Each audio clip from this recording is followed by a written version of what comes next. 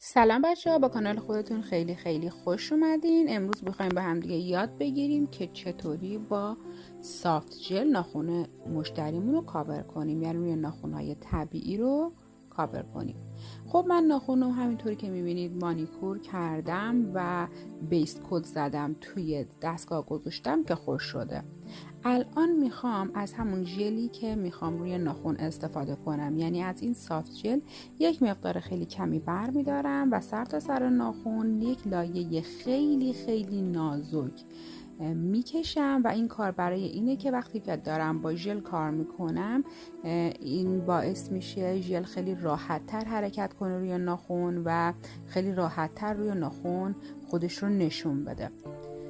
بنابراین بعد از اون میام و یک گوله بزرگتر برمیدارم میذارم نزدیک ریشه و با حرکات دورانی به ریشه یه مقدار نزدیکش میکنم.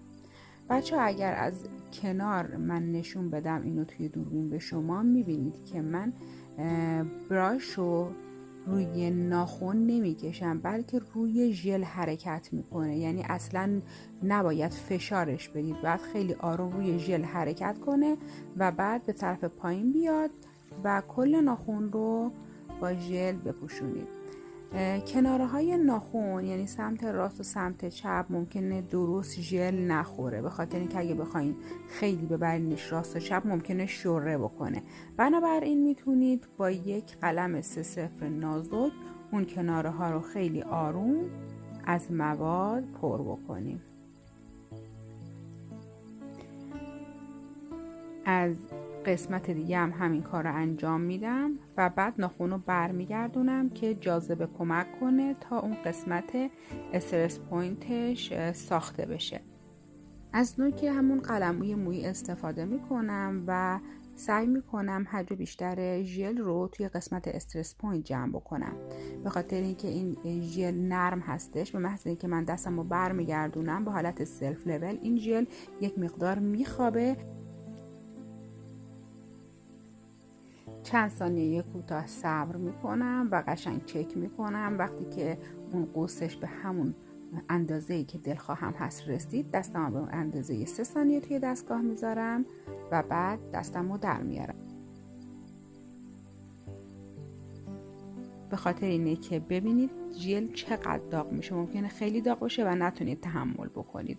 بنابراین اولش 3 تا 4 ثانیه توی دستگاه میذارید، دستتون رو خارج میکنید. بعد برای بار دوم به مدت 1 دقیقه دستتون رو توی دستگاه میذارید که ژل کاملا خشک بشه. ژل هایی که اصولا رنگ شیشه‌ای دارن یک مقدار بیشتر داغ میشن و ژل هایی که رنگ مات دارن خیلی کمتر داغ میشن.